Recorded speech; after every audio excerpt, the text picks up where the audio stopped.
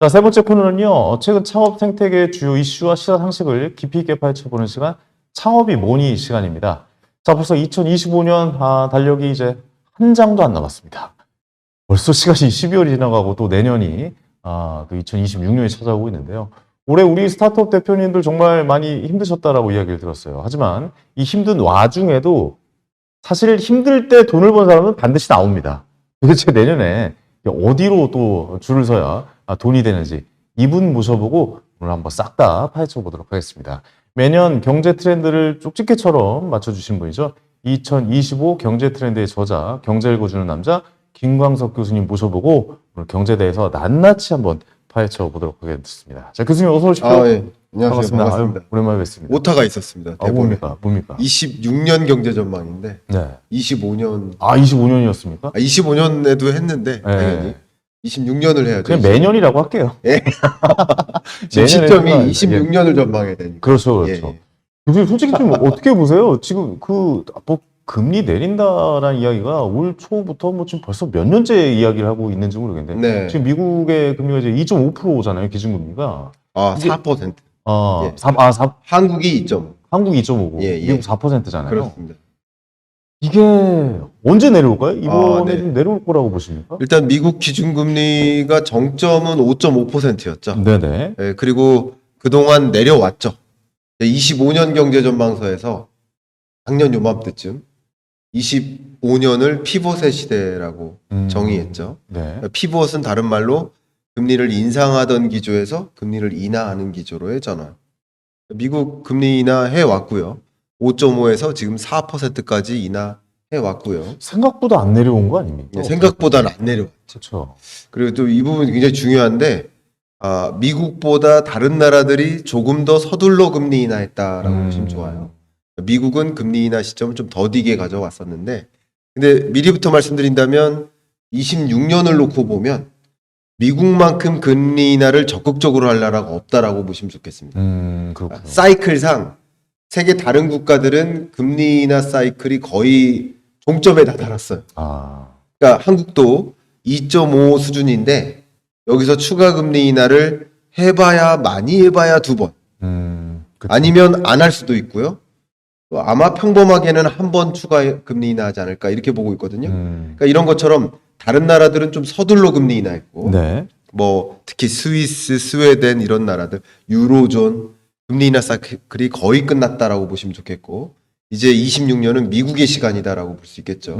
이게 지금 우리 소상공인이나 스타트업이나 우리 창업하신 분들 가장 힘든 게 환율인데 환율도 거대한 변화가 일어날 겁니다. 급전환이 있을 수 있습니다. 급전환이란 달러의 가치가 많이 하락할 수 있다라고 그렇죠. 보시는 왜냐하면 거죠? 미국의 금리 인하 속도가 가장 빠를 거예요. 그러네. 미국의 유동성 공급이 가장 빠를 겁니다. 음. 가장 중요한 제 생각에는 세계 경제 대통령이라고 하는 인물 연준 의장, 연준 의장의 교체도 있죠. 교체가 되겠죠. 될 네. 수밖에 없습니다. 왜냐하면 파월 임기가 5월까지니까. 네. 26년 5월까지. 그렇죠. 그러면 그 임기를 앞에다 두고 이미 차기 연준 의장을 지명하기 직전이거든요. 근데 지금 여론은 이미 정해졌어요. 그러니까 트럼프 친화적인 인물로 당연히 교체가 되겠죠. 네, 네. 근데 트럼프는 금리 인하를 지속적으로 요구하고 있는 그렇습니다. 상황. 그러면 급하게 금리가 내려올 것이라고. 그렇죠. 어. 그러니까 파월 연준 의장은 존경하는 인물이 폴 벌커 연준 의장이에요. 21.5%까지 금리 인상했던 인물. 근데 헤셋 지금 현 NEC 백악관 자문위원장인데 우리나라로 치면 우리 대통령실의 정책실장 있죠. 네네네. 우리 한미 관세 협상하고 나서 브리핑 하셨던 인물. 예, 정책실장. 딱 그 역할이에요. 김용범 정책실장. 딱 이분이 지금 현재 가장 두마 위에 올라왔는데 이 신임 연준 의장은 당연히 트럼프의 의지를 제대로 반영하는 인물. 그렇겠죠. 예. 그렇기 때문에 적극적으로 금리 인하고 양적 완화도 하고 이것은 미국의 거대한 유동성 공급 속도가 일어나요. 그러니까 정리한다면 올해 왜 이렇게 고환율이 왔을까? 이게 우리 스타트업이나 중소기업에 굉장히 힘들게 만들었거든요. 예. 예를 들어서 목재 하나 사와서 대기업에 납품하는데 중소기업들이 뭐 플라스틱 용품 사와서 대기업에게 납품하는데 수입업체들은 정말 힘든 거예요. 음. 기존에 물건을 사왔던 가격보다 가격은 떨어져도 그쵸. 더 많은 돈을 주고 사오는 거예요. 원자재가 이제 지불해야 될 가격이 그렇죠. 높아지니까요. 지금 예를 들어서 국제 유가는 한없이 떨어졌거든요. 50달러예요. 근데 여러분 주유소에 기름 넣으러 가시면 맞아요. 더 올라갔죠. 1,700원대잖아요. 이게 환율이에요. 그러니까 그러니까. 중소기업들이 굉장히 힘든데, 근데 지금 25년에 유동성 공급 속도를 보면 우리 한국은 9.1% 정도, M2 증가율이, 미국은 4.8%입니다. 미국도 아. 유동성을 퍼붓는데 우리도 더 퍼부은 거예요. 더 퍼부었네요, 진짜. 그러니까 당연히 원화 가치가 떨어지는. 근데 이 기조도 바뀝니다. 그러니까 지금 유동성 공급을 굉장히 중요하게 제가 강조하는데, 미국만큼 유동성 공급에 적극적일 나라가 없다. 26년은. 이것은 환율뿐만 아니라 뭐 주식시장이나 여러 가지 변수를 굉장히 결정지을 가장 중요한 이벤트라고 볼 수 있겠습니다. 이렇게 생각해보면 이거 통화량을 그만큼 증가시킨다라는 거고, 기준금리도 이제 빠르게 떨어뜨린다라고 생각해보면, 우리가 느껴야 될 가능성에 대해서 생각을 한다면, 물가 상승을 결국은 잡지 못할 수도 있겠다라고 봐야 되는 겁니까? 그게 중요한 변수입니다. 네. 너무 중요한 질문 주셨어요. 네. 미국 입장에서 인플레를 잡지 않고 금리 인하를 할 거다라는 기대가 있잖아요. 네. 지금 현재 그런 상황이거든요. 네. 그러니까 굉장히 두드러지는 지금의 현상이 뭐냐면, 기준금리는 단기금리를 결정지어요. 그래서 단기 국채금리는 떨어지고 있어요. 그렇죠. 엄청 금리 인하할 거야 이렇게 생각하고 있거든요. 근데 재밌게도 이렇게 지금 물가가 안 잡힌 상황에서 적극적으로 금리 인하하면 인플레를 오히려 자극하지 않겠어? 근데 인플레와 맞닿아 있는 게 장기 금리예요. 네. 그래서 많은 분들이 지금 질문 주세요, 댓글로. 뭐냐면 왜 장기 금리는 오히려 올라가요? 장기 금리가 올라가는 현상은 물가가 안 잡힌 상황하에서 금리 인하를 할 거라는 기대 때문에 네. 장기 금리는 오히려 올라가고, 보통 같이 움직여야 되는데 네네. 이게 따로 움직이는 현상. 그렇죠. 이걸 좀 어려운 편이지만 이걸 스티프닝이 일어나고 있어요. 그래서 채권 투자하시는 분들 굉장히 갈등이 되실 텐데, 그러니까 이런 현상이 오히려 장기 국채 금리는 더 끌어올리고 단기 국채 금리는 떨어뜨리는, 벌어지는 현상. 이런 현상을 만들기도 하는 거죠. 네. 예, 그래서 그렇게 이해하시면 좋겠고, 그러나 중장기적으로 트럼프 대통령 입장에서는 어쨌든 금리 인하를 원하잖아요. 네. 그러면 트럼프 대통령에게 주어진 사명이 뭘까요? 물가 안정. 그러니까 금리를 인하하는 것은 물가를 자극할 수는 있는데, 아니, 근데 이게 좀 앞뒤가 안 맞는 게, 금리를 인하하는데 물가가 안정된다라는 기대 심리 자체가 좀 이해가 안 가는데요. 어렵죠. 네. 그러니까 금리를 인하하면 물가를 자극할 것 같단 말이에요. 그렇죠, 그렇죠. 그게 지금 시장에 반영된 거예요. 네네네. 그럼 트럼프 행정부 입장에서 뭘 해야 될까요? 뭘 해야 됩니까? 다른 하방 압력을 줘야겠죠. 그렇죠. 그게 뭡니까? 다른 하방 압력, 예를 들면 예, 예. 중국과 적극적으로 무역 협상하자. 지금 약간 고개를 숙이고 있죠. 우리 중간 선거 때까지는 협상해달라. 중국으로부터 값싼 생필품을 적극적으로 받아들이면 물가 하방 압력을 또 주죠. 상승 압력도 있지만 하방 압력도 주죠. 네. 또 그 밖에도 지금 나타나고 있는 현상이 뭐냐면, 세계 많은 산유국들한테 압박해가면서 원유 공급 늘려라. 국제 유가 떨어뜨리기.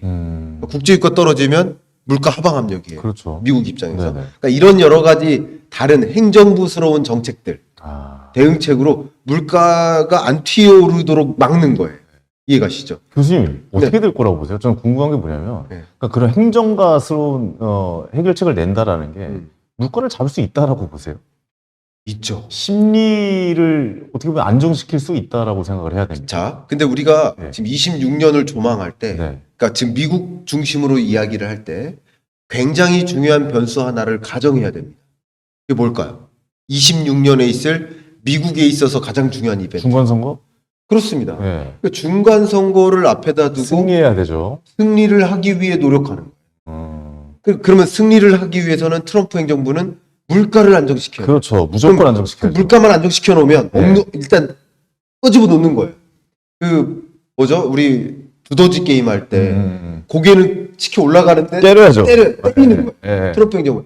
만약에 못 때리면 어쨌든 물가만 잡아주면 연준이 알아서 금리 인하하고 유동성 공급할 거란 말이에요. 네. 그죠? 네. 그러면 트럼프 행정부 입장에서 중간 선거에 이기려면 물가를 억눌러 놔야 돼요. 억눌러 놓기 위한 대응책들을 총망라할 거다. 그걸 못 막으면 유동성 공급 못 해요. 유동성 공급 못 하면 당연히 주가 무너지죠. 코인 무너지죠. 미국 집값 무너지죠. 그러면 3억 5천만 유권자들이 공화당을 선정 안 해요. 그렇겠네요. 그러니까 트럼프 행정부 입장에서는 물가가 안 튀어오르도록 노력할 것이다. 네네. 이것은 그 노력 결과대로 다 되지는 않을 수도 있지만 정말 그 노력을 총 집중할 것이다라고 보시면 좋아요. 알겠습니다. 네. 금리는 기준금리는 4%에서 몇 %까지 내려올 거라고 보세요? 한 2.5, 2, 뭐 이렇게까지 예. 보십니까? 너무 좋고요. 네. 미국의 지금 현재 중립금리, 가장 아이디얼한 금리는 3%라고 보고 있는데. 3이라고 보시는군요. 예. 근데 만약에 파월 연준 의장이라면 3%까지 안착하도록 만들 거겠지만 네네. 차기 연준 의장이라고 한다면 중립금리 밑으로 내릴 겁니다. 그래서 2.5 정도까지 내리지 않을까. 2.5까지. 네네. 알겠습니다. 그리고 그것으로 인해 물가가 자극될 수 있는데 그것은 중간선거 끝나고 자극되도록 조치를 할 겁니다. 전체적인 말씀을 들어보면 내년 중간 선거까지는 그래도 미국 시장이 꽤 괜찮을 거라고 괜찮을 수밖에 없습니다. 관망을 해 주신 여기서 우리가 네. 말씀 중에 힌트를 많이 좀 얻어가는 것 그렇습니다. 같다라는 생각이 좀 들기도 네네. 합니다. 알겠습니다. 이 금리가 워낙 또 중요하고 환율도 중요하잖아요. 사실 네. 경제를 이해하는데 그래서 뭐 좀 집중적으로 여쭤봤고 자 그럼 우리나라로 한번 좀 들어와 볼게요. 사실 네. 뭐 금리 내린다, 물가 잡혔다 이런 얘기가 많이 나오고 있고 뭐 믿고 기다렸는데 2025년 경제적으로 사실 체감으로 느끼는 거는 굉장히 좀 어려웠다라고 좀 말씀드릴 수 있는데 어떻게 보세요? 뭐 수출 호조다 이런 말도 나오고 있고 수출 역대치 경신 뭐 이런 말도 나왔었거든요. 네. 근데 왜 우리가 느끼는 피부로 느끼는 경제는 왜 이러는 걸까요? 진짜? 너무 중요한 말씀 주셨습니다. 네. 일단 25년 올해 드리워진 가장 중요한 변수가 앞에 말씀 나눴던 환율이에요. 환율. 자, 환율이요. 지금 1,400원대에서 계속 맴돌고 있거든요. 맞아요. 이런 역사는 없습니다. 깜짝 놀랍니다. 왜냐하면 과거에 경제 위기 때 네. 예를 들어서 뭐 1,800원 찍고 내려오고 뭐 글로벌 금융위 때 IMF 때도 그랬고 글로벌 금융위 때도 1,600원대 찍고 내려오고 그렇죠. 그러니까 찍고 내려오는 건 있어도 지금 25년처럼 1,400원대에서 계속 맴도는 건 없었어요. 그럼 이게 고환율이 지속되고 있다 이 뜻이잖아요. 네. 그러면 자 이렇게 단적으로 말씀드리겠습니다. 수출업체들은요 정말 힘들죠. 호재입니다. 힘들죠. 진짜 예. 두 손 들고 지금 파티입니다. 진짜 거짓말이 아니고요. 네. SK 하이닉스, 현대차, 삼성전자 이 수출 대기업들은 같은 품목을 수출해도 더 많은 돈이 들어오는 거예요. 생산성이 올라옵니다. 그래서 연말 지금 성과급자치 때문에 난리도 아닙니다. 성과급자치가 어느 수준이냐면 제가 직설적으로 말씀드릴게요. SK 하이닉스 평범한 직원 연봉이 2억이에요. 네. 근데 지금 성과급이 3억이에요. 근데 SK 하이닉스 직원끼리 결혼하면 두 부부가 올해 연봉이 10억입니다. 와. 제가 농담 삼아 얘기하는 게 아니고요. 이게 실제를 말씀드리는 건데. 성과급까지 합하면 제가 지금 임원 얘기하는 것도 아닙니다. 네. 그냥 평범한 SK 하이닉스 직원들이 김 부장 이야기. 김 부장도 아니라고요. 김 부장도 아니에요. 한 과장 차장급이 그러면 부부면 올해 10억이고요. 그 10억으로 지금 뭐 살까 고민하고 있어요. 제 비판하는 것도 아니고 그렇게 우리 기업들이 잘해주면 좋은 거예요. 근데 문제는 뭐냐면 수출 대기업들은 정말 환호성이죠. 고환율이 지속되니까 계속 같은 물건 파는데 더 많은 돈이 들어. 예를 들면 반도체 최대 호조를 누리고 있거든요. 그렇죠. 반도체도요. 수출 물량이 늘지 않았어요. 수출액이 최고치예요. 이게 무슨 말이냐면 물량은 줄었는데 가격이 튀어서 반도체 가격이 3배 올랐습니다. 그럼 무조건 사야 되는 거 아니에요? 뭐 예를 그러니까. 들어 엔비디아나 이런 데서. 그러니까 예. 이런 기조 속에서 환율까지 높아지니까 당연히 대기업들은 보통 제가 이렇게 말씀드릴게요. 스타트업이나 중소기업들도 수출을 합니다. 수출 안 한다는 게 아니에요. 수출을 하지만 우리나라 경제 구조상 통상 양분한다면 대기업들이 수출하는 역할이고 중소기업들이 수입하는 역할이에요. 고환율이 지속되니까 이 수입하는 업체들은 정말 힘들죠. 그렇죠. 이대로 더 지속되다가는 왜냐면 기존의 대기업들하고 이걸 수출 계약하기로 약속했단 말이에요. 근데 그때 약속했던 환율이 1,350원이란 말이에요. 근데 지금 1,450원 넘으니까 같은 계약을 이룰 수가 없어. 그럼 계약을 파기합니까? 계약 파기하면 이 기업은 어디다 다신 거래 안 하죠. 그렇죠. 거래 끝나요. 이 네네. 대기업을 다시는 못 만나요. 네, 그러니까 지금 미찍으로라도 수출을 수입해가지고 공급하는 거예요. 그러네요. 근데 대기업들은 과거의 수출 단가보다 올라가니까. 또 미리 원자재도 많이 사놨을 거 아니에요. 그렇습니다. 이게 네. 양극화예요. 음. 이게. 근데 죄송한 표현이지만 대기업의 임직원과 중소기업의 임직원, 소위 대기업의 임직원이 고소득층일 가능성이 높고, 네. 그리고 중소기업 소상공인의 임직원이 저소득층일 가능성이 높죠. 그렇죠. 그러니까 이게 힘든 거고. 더 벌어지겠네요. 그리고 우리 가게로 돌아온다면 수입 물가가 올라가면 그게 우리 물가로 이어져요. 그러면 예를 들어서 경유값, 가솔린 가격이 올라가면 1분위 중에 5분이 고소득층이 힘들까요? 1분이 저소득층이 힘들까요? 저소득층이 힘들죠. 그러니까 이런 것들이 양극화를 만드는. 그러네요. 저는 이름하여 K자형 양극화라고 소개를 했거든요. 이렇게 벌어지는 양극화군요. 그렇죠. 그러니까 질문 주셨던 것처럼 분명 수출 호황, 최대 호황, 역대 최대 경상수지 흑자 맞아요. 이게 팩트가 아닌 게 아니고 팩트예요. 네. 그런데 하지만 그거는 보통의 우리 중소 혹은 서민들은 전혀 체감하지 못하는 현상이 바로 이겁니다. 물가는 오르고 임금은 안 오르고 그리고 금리는 여전히 높고 그러니까 이게 너무 힘든 거죠. 이게 결국 위에서 돈이 밑으로 흘러 내려와야 되는데 어쨌든 위쪽에만 좀 많이 고여 있는 상황이다라고 좀 생각이 돼요. 네, 그럼 아마 중소기업이나 스타트업 자체는 돈이 흘러 내려오지 않는 상황이 될 것 같거든요. 그렇습니다. 스타트업 어떻게 보세요? 지금 진퇴양난의 시기라고 보는데 스타트업 투자나 이런 쪽도 거의 좀 많이 좀 중단되어 있는 상황이긴 하거든요. 저희가 이제 맞습니다. 서울 창업허브에서 만든 방송이기 때문에 맞습니다. 그런 쪽도 한번 좀 이야기해 주셨으면 좋겠어요. 자, 이 스타트업에 대한 투자 의지가 강해지는 구간이 또 역시 금리예요. 네, 맞아요. 그래서 코로나 이후로 돈이 많이 풀렸다가 이제 금리가 재면서 스타트업 가는 돈이 다 맞습니다. 끊겼잖아요. 예, 예. 그 지금까지 이어지고 있단 말이죠. 그러니까 스타트업에 투자하는 투자 주체가 네. 혹은 결국은 그 돈은 자산가로부터 나오는데 자산가들이 금리가 높으면 그냥 은행에 저축하는 선택을 해요. 그렇죠. 굳이 이런 위험한 상황에 내가 돈을 어디 위험한 데다가 옮길까 이런 거예요. 근데 금리의 레벨이 2.5% 지금 현재 중립금리를 넘어선 우리나라 기준금리도 여전히 제약적이에요. 네네. 높은 금리예요. 근데 시중금리는 그거보다 훨씬 더 높게 형성되어 있죠. 그러니까 상대적으로 그냥 은행에 돈을 저축하는 상태로 갖고 있는 게 유리한데 굳이 내가 이 돈을 빼서 스타트업에 투자해야 되나? 이런 생각이 들죠. 그래서 그렇죠. 금리의 레벨이 빨리 떨어져야 됩니다. 근데 금리의 레벨을 떨어뜨리지 못하는 이유가 또 환율이에요. 환율이 이렇게 높은 상황에서 금리를 인하하자니 부담이 되죠.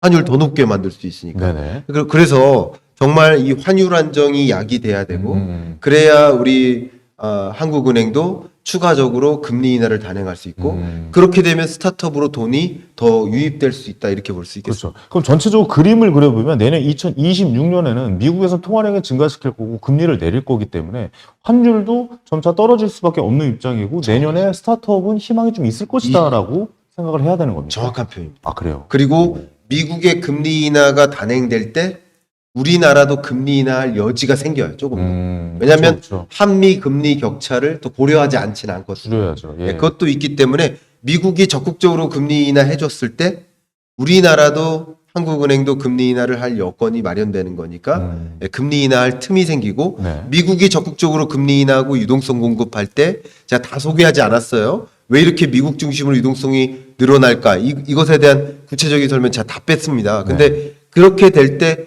환율도 다소 지금 1,400원대에서 1,300원대 떨어질 수 있거든요. 그러면 한국은행은 역시 금리 인하할 여지가 또 생기는 그렇죠, 거예요. 그렇죠. 예, 그렇게 본다면 금리 인하의 여지가 있을 때 투자가 이끌어지고요. 또 한 가지 25년 올해 경제를 놓고 보면요. 네. 우리 앵커님이라고 부를게요. 앵커님께서 네. 역사 이래 경제 위기를 몇 번 겪으셨는지 아세요? 제 인생에서요? 네. 아니면 인생에서. 제 인생에서? 예. 저는 3번 겪었습니다. 아 그러세요? 예, IMF, 네. 그다음에 서프라임 모기지론, 네. 그다음에 코로나 이렇게 3번 겪었다고. 아 좋습니다. 세 번 겪으신 거 맞아요. 네네. 근데 태어나셨을 때도 겪고 계셨어요. 아, 그런가요? 1980년도 경제 위기였어요. 그때 오일 쇼크에 따른. 아, 그때 기억납니다. 그건 예. 아마 그 경제 위기 끝나자마자 태어나셨을 수도 맞아요, 있으니까 맞아요. 그거는 겪었는지는 저도 네. 모릅니다. 기억이 나네요. 한 2살 때, 3살 때 정도. 예. 그래서 의견을 드리면 1980년, 1997, 8년 IMF, 네. 그리고 금융위기, 팬데믹 경제 위기, 음. 네 번의 경제 위기 있어요. 근데 이 네 번의 경제 위기를 빼면 올해 성장률이 제일 낮아요. 아, 그래요? 네. 그것까진 몰랐네. 네 번의 경제 위기는 거의 역성장이에요. 어. 마이너스 성장 거의.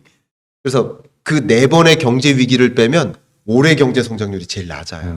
제일 높게 잡는 기관이 1.0, 네네. 낮게 잡는 기관이 0.8. 어. 그러니까 이게 네 번의 경제 위기 빼면 제일 낮아. 다른 말로 올해 경제가 그토록 힘들었었다.